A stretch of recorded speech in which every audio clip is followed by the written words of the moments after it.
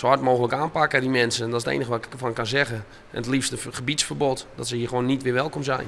De horeca draait er net omheen. Ze veroordelen de rellen in de nacht van sneur op snijn in de binnenstad van Ljouwert. Om 12 uur heen rint het uit de haan.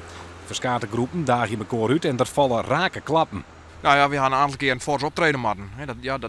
Dat is er nog net oors. Die groep die wil net luisteren. En daar moet er optreden worden. En dat heb ik niet. 8 mensen aanhouden. Er is heel veel beeldmateriaal er maken. En dat wordt nou de komende dagen geanalyseerd.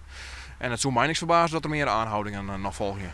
30 agenten moeten inzetten worden om de rest weer om te brengen. Maar ook marechaussee, politiehonden, portiers en horecapersoneel helpen mij.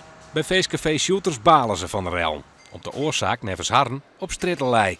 Ja, helaas is dit negatieve reclame wat hopelijk niet op de horeca hier in Leeuwarden wordt gegooid. Want in mijn ogen kunnen we hier helemaal niks aan doen. Ik denk dat het een heel groot maatschappelijk probleem is dat er toch veel railschoppen zijn. Mensen binnen krijgen toch iets mee, Twitter, Facebook, het gaat heel snel.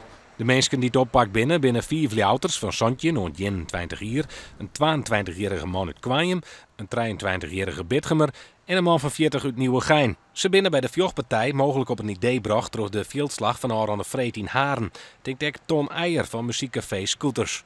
Nou, die veel dit wel op, van Haren op kopiëren of Project X Leeuwarden. Maar het is, dat ben vaak van die radreizen. Normaal geen aandacht aan. Maar ja, er ben wel mensen die reageren misschien erop. Ja, dat zien we helaas vaker, hè, dat er volle geweld tappost wordt in de richting. Ja, het is natuurlijk bijzonder triest dat het een dag naar Haren weggebeurt. En er zullen ongetwijfeld collega's tussen zitten die het in Haren werken of regionen en die het zaterdag weer in Ljouweren werken. Dus voor hen is het extra zuur.